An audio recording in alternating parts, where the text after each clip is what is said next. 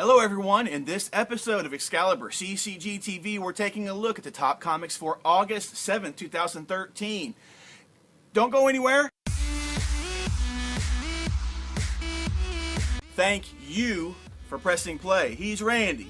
I'm Chris. We are here at Excalibur Comics Cards and Games here in Shreveport, Louisiana, talking about great comics. This is going to be a longer episode, so if you're on the go, just go down to the description box below, hit the subscribe button, the like button, and then go download the MP3. Take it wherever you want to go to listen to the show. Also, there will be timestamps down below to help you navigate through the episode if you would like. There is a lot of comics coming out this week. Big week. It's the first week of August, so of course, tons of comics coming out. And now we're on the cusp of some big stories too. Some big stories coming to an end here pretty soon. Others, huge stories starting up. So yeah, definitely. So definitely. It's a great week. It's a great time, actually, to be getting some comics.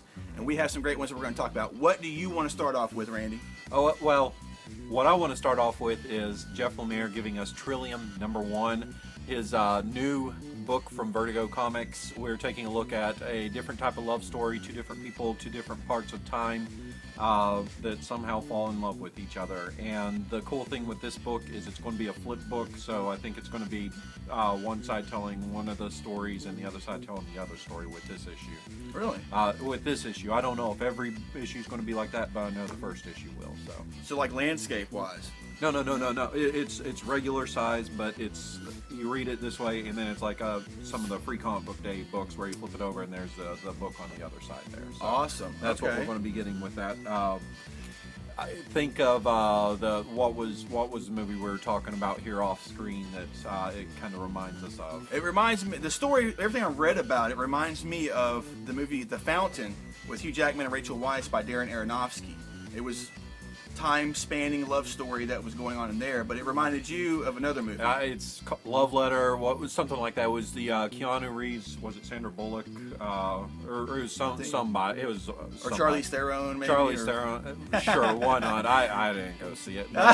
They had the mailbox that they would put the letter in, and the letter was somehow going back and forth in time to each other. So it kind of reminds me of that, but it's being marketed as the last love story. So it's going to be cool. It's Jeff Lemire.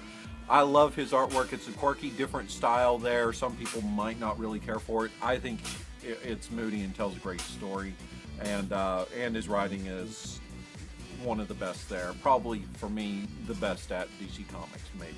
Well, speaking of DC Comics and Jeff Lemire, yes. One of my favorite reads every month is hitting the shelves again August 7th, and that is Green Arrow. That's right. Issue number 23 now. We see Jeff Lemire has deconstructed Green Arrow, and it's been awesome. Andre Sorrentino on the art has been fantastic. Storyline now, we see Oliver has made it past his big hurdle. Right. And now he's on to other things, but and with the last issue, there was this big reveal, and now we find out more about Shadow. That's right. And he's going to be still fighting against Count Vertigo. Yeah, if it looked like Vertigo was down for the count, Count Vertigo will tell you when he is down for the count. He is not done with that. Also, one of the cool things, I didn't realize that the Sorrentino there drawing this was also the artist on I, Vampire. Yeah. So he came from somewhere else. I thought they had just kind of plucked him out of obscurity and brought him in. I guess they did for I, Vampire, but here he is now on this title and just creating kind of DC history for me.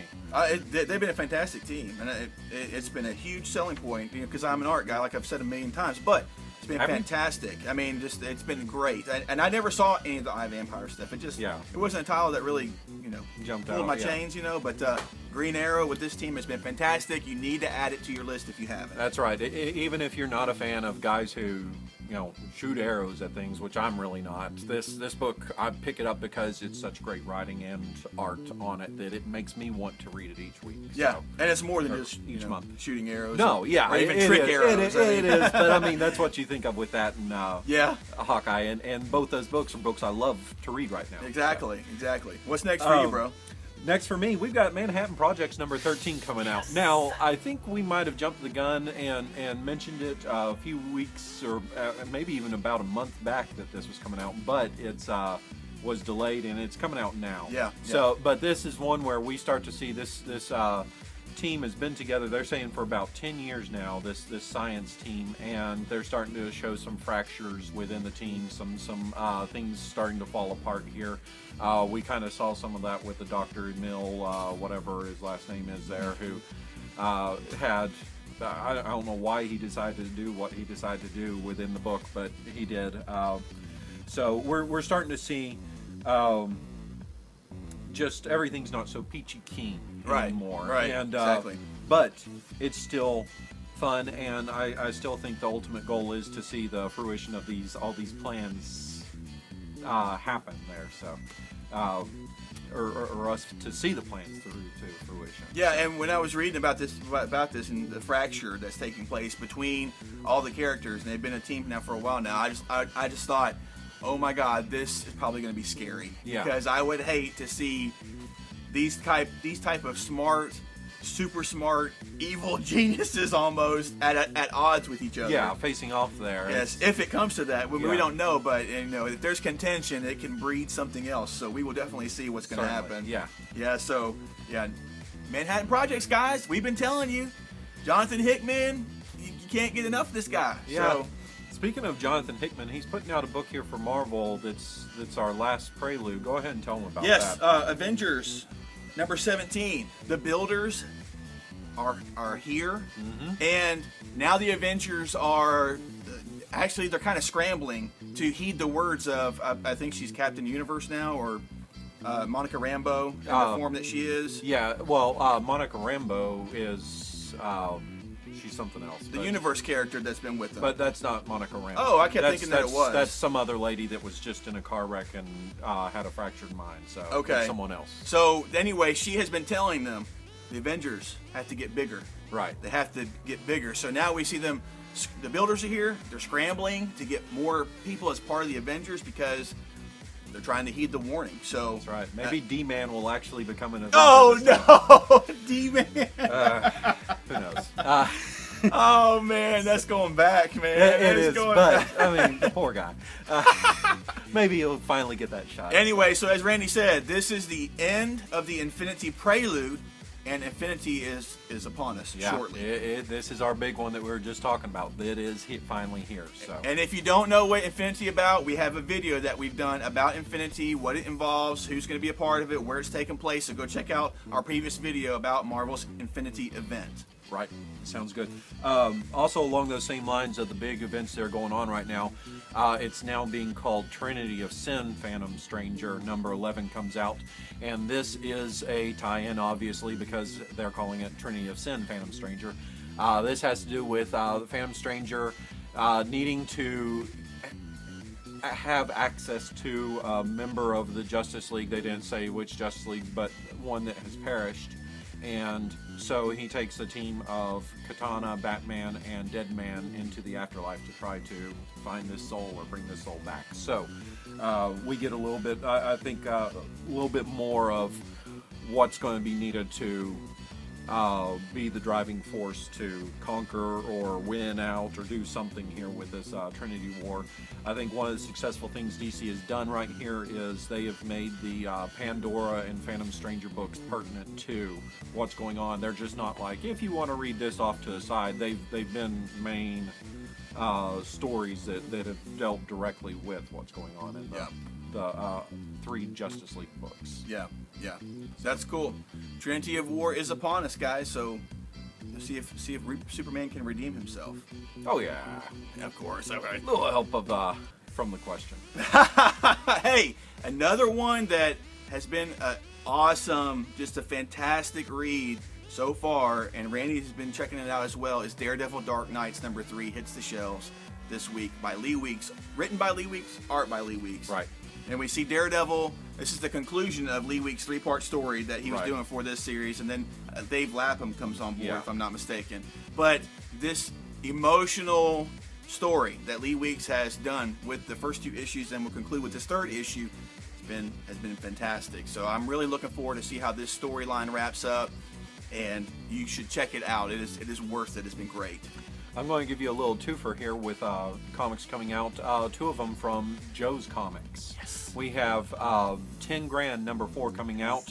We found out that the evil side of the afterlife now knows where Joe's girlfriend is, yes, and has access to getting to there. And Joe, in the meantime, is still trying to figure out, where this killer of his girlfriend and himself and all these other people is. So, yes, still trying to track them down. Probably going to get word that this is going on here, that his loved one is in danger. How do I save him? It's getting exciting, guys. Really exciting. Yeah, seriously. Like, how do you save them from hell? I mean, it's basically it's kind of what it's asking. So exactly. Yes. On the flip side, there we have Sidekick number 1 is coming out. This is going to be J. Michael Straczynski and Tom Mandrake. Now, a lot of people are kind of up in the air about the Mandrake side of this. I think you're one of those people. Yeah. I'll give it a go. He's not been one of my favorite, but I'm definitely excited for this book. It has to deal with kind of a maybe if Superman had a sidekick. Think of Captain America with Superman powers and Bucky with Superman, Superboy kind of powers, I guess. And what happens when the big hero dies and the sidekick's left there? They've got a silly name. They are not taken seriously anymore, and it's going to be a story about his slow descent into madness, crime, darkness. The wrong side of heroism. Yeah. So that warrants a look. Yeah, by me. It sounds like a great concept there, and Straczynski always delivers with a good story. Agreed. When he's given us his own work. Yeah, I mean, because he has definitely proven that with, especially with 10 Grand, man. 10 Grand. 10 Grand's bought him a lot of street cred with me. So yeah. Oh, his Midnight Nation was awesome. That was back in the day. Yeah, I really enjoyed that series. Hey, we talked about it before, and it was a great first issue. Number 2 hits this week, and that is the Superior Foes of Spider-Man. Issue 1 took me by surprise because it's like what the story is like. What do they do whenever they're not fighting Spider-Man? Right. Not what do they do when they're not planning doing a heist or something like that. And it was funny.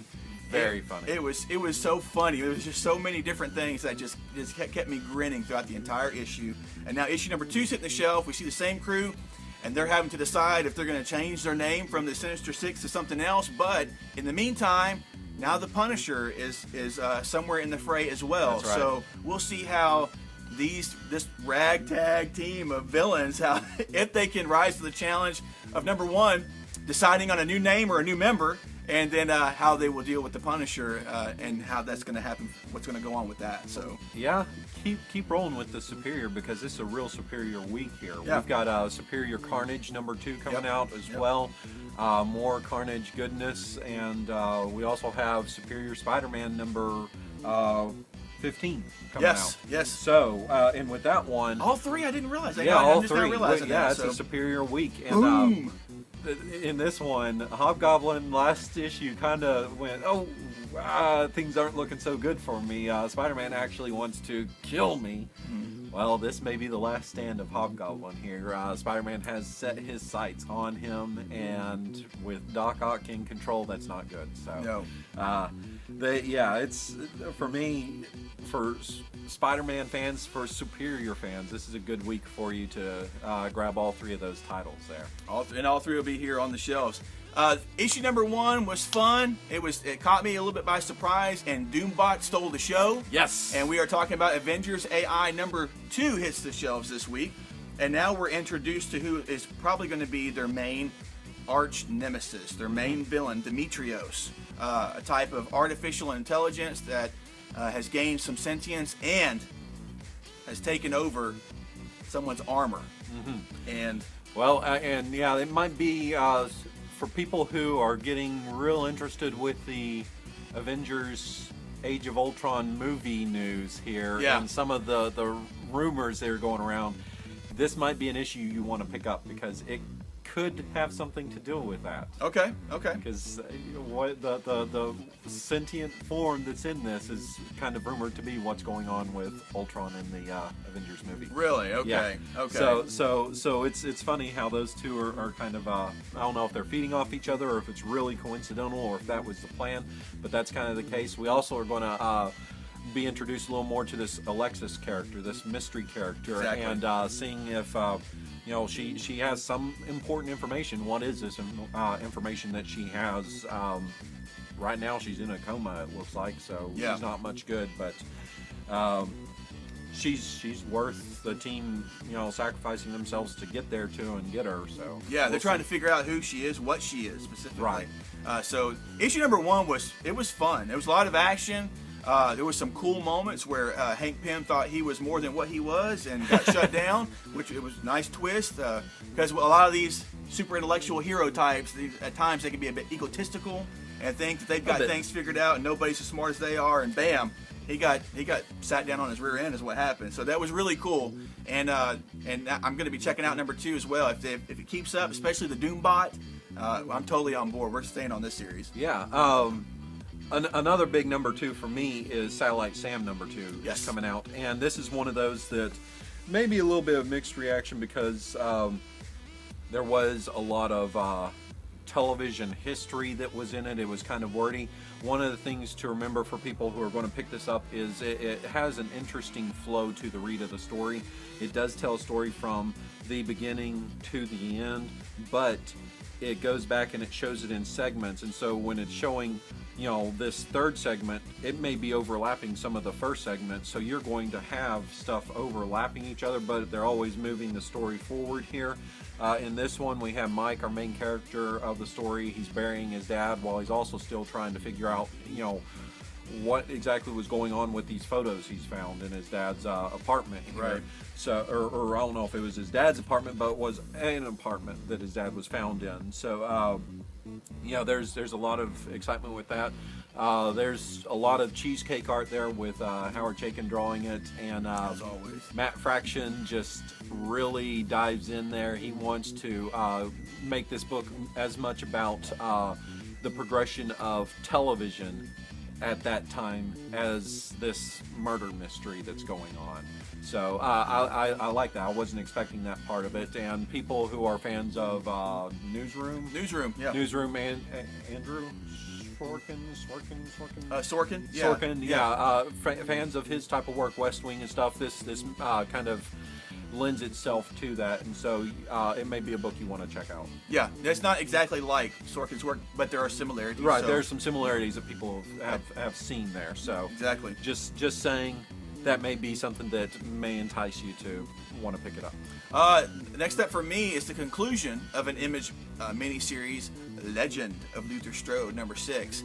I like what Justin Jordan has done with the writing, and Tradd Moore is a fantastic artist. He is definitely worthy of the praise that he's been receiving, but in this particular issue, we see how Luthor is going to deal with Jack the Ripper, or even if he can deal with Jack the Ripper. Right. And the way that Justin Jordan, the writer, has taken this concept and had it span through time with what these people can do, with what Luthor Strode can do, and how he's not so unique and there's other ones like him, has been really cool.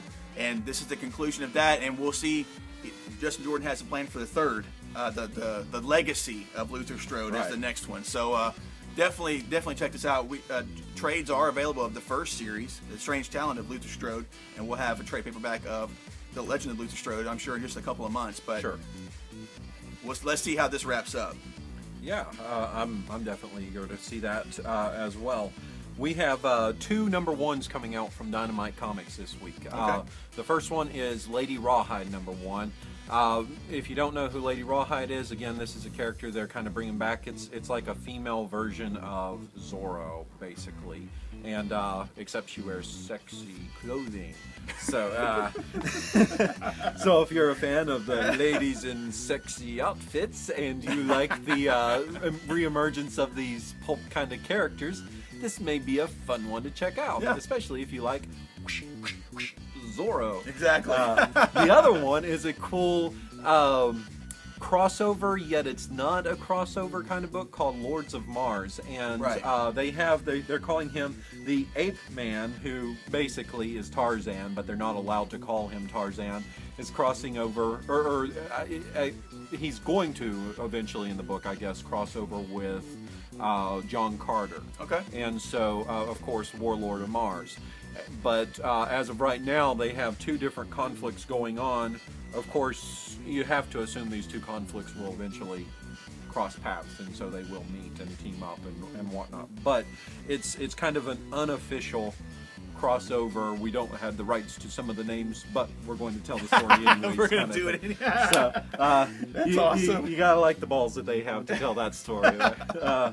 So those are a couple of them there for me. Give me something else that you have. Hey, another one from Image that came out just a little while ago. The first issue was interesting, so I'm checking out the second issue. It's Sheltered #2. Yes. This is a story about a group of people that are living together in their own little world, preparing for an apocalypse.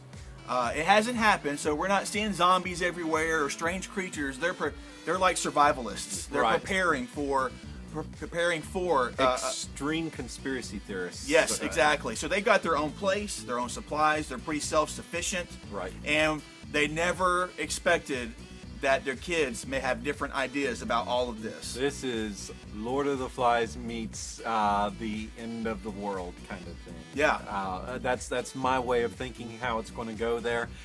We have a father and his daughter who look like they're probably going to be the odd ones out with this. Here's suddenly maybe the only adult left. Right. And he's an important one. He looks like he may be our main character. This book just took a total 180 from what I thought it was going to be there. Yeah. And that last page in #1 was a doozy there. Yes.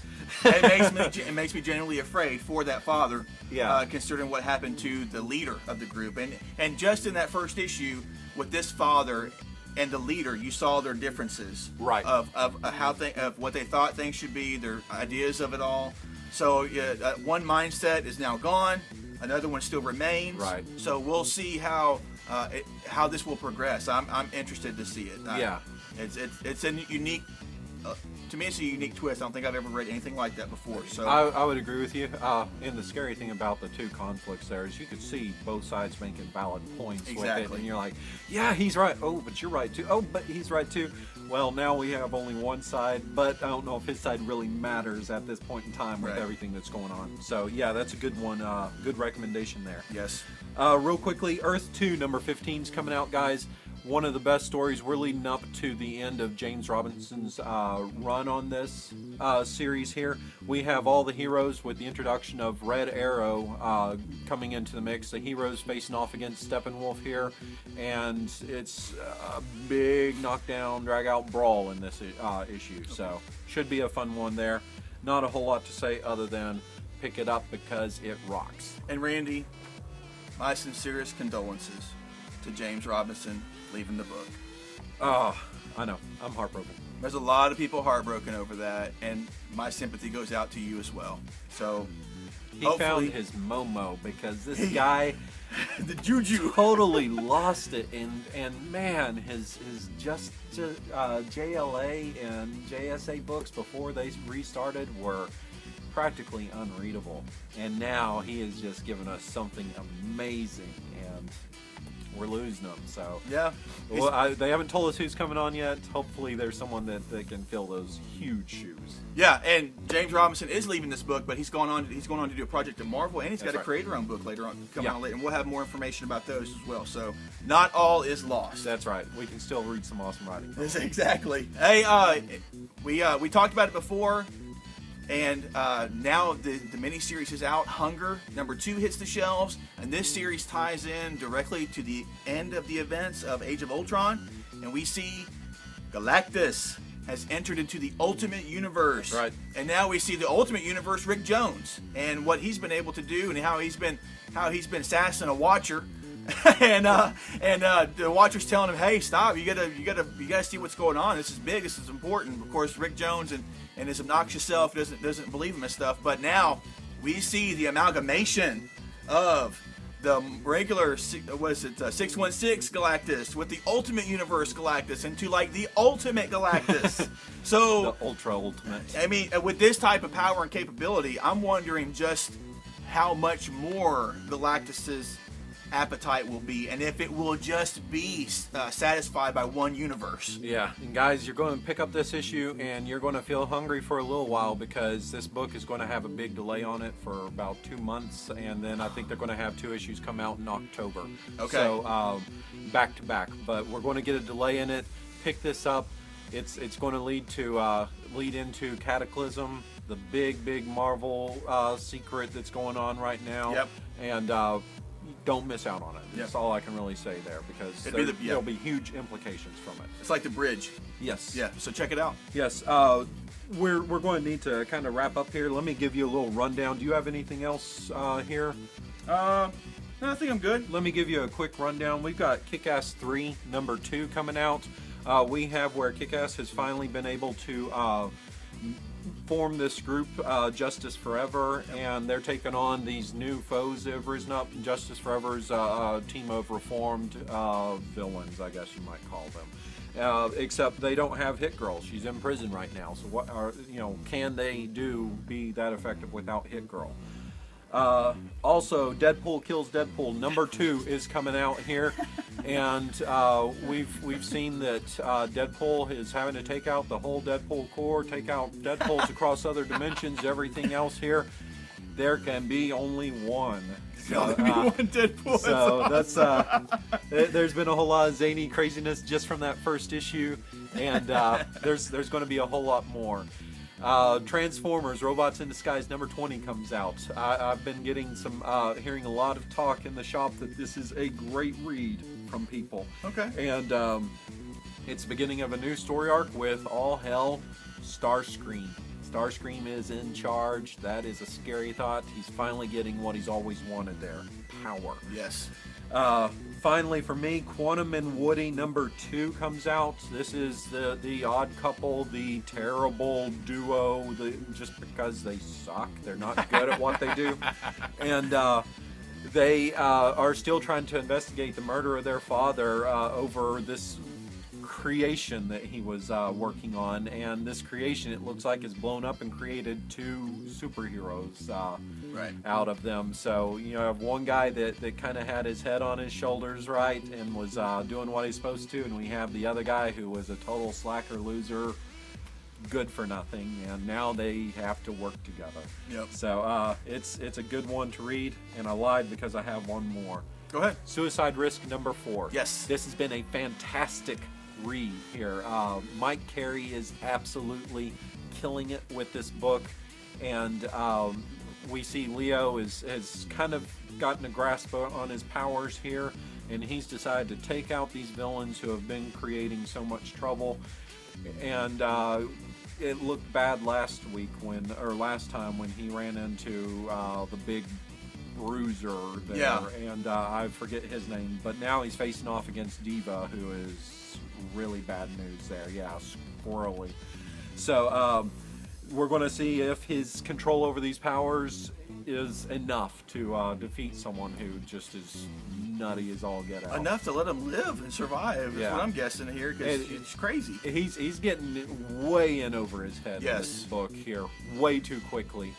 And there's got to be a breaking point at some point for him. You don't want it, but there's got to be. Yeah, that's a great point. That's exactly what has happened with him. He has got in the deep end way too quick with his abilities and stuff. So another excellent read. Hey guys, all these and more will be hitting the shelves. So check out, take a look at what we're talking about. These are some great reads.